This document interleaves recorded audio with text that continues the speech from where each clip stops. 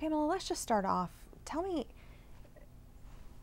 how big of a problem this is, child abductions to other countries. It is a big problem that is growing, and that's based on the fact that people are now globalized.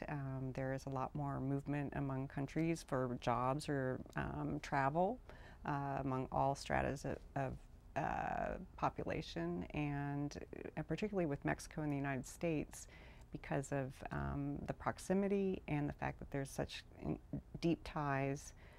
It's a huge issue. Tell me what the challenge is for you. Tell me what's so frustrating about trying to get children returned.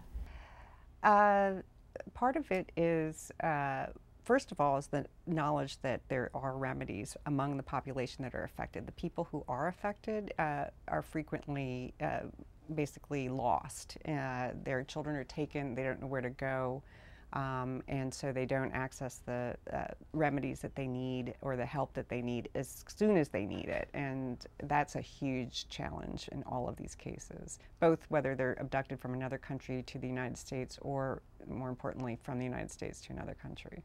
Tell me about the challenge with law enforcement. Well, frequently the first place someone may go is to law enforcement, and that's a logical place to go because you're panicked, your child's missing.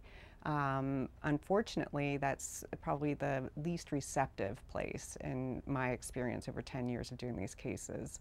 We've tried to educate law enforcement throughout Texas to make them understand that there are crimes involved, particularly if it's children taken abroad. That is a state jail felony. But they're still resistant to even taking reports on these cases in many instances. Why? It's hard to tell why. I think there are various factors. One, this law that I just described as a state jail felony is from 2011, so it's fairly new. It's been a federal crime for many years, the international parental kidnapping, but many people aren't aware of it, even at the local level.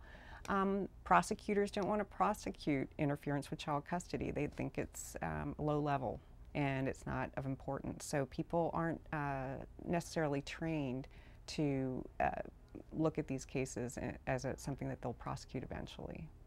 That must be so difficult for you as you're staring into the eyes of a parent whose children are who knows where. Yes, in many instances that's one of the biggest challenges if they don't know where they've taken them. That is probably after law enforcement not responding and getting them to the help they need, either by taking a report or referring them to National Center for Missing and Exploited Children or to the State Department, the U.S. State Department, who will assist them and orient them as to the remedies that might be available to them to seek a return of their children. So if they don't know where they are, it's very hard. Along those lines, let's talk about the State Department and the Hague Treaty. Can you explain that to me and tell me what you think about it? Yeah. Does it work?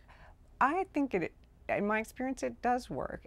People have to know about the remedy and seek it and invoke it early on in the process.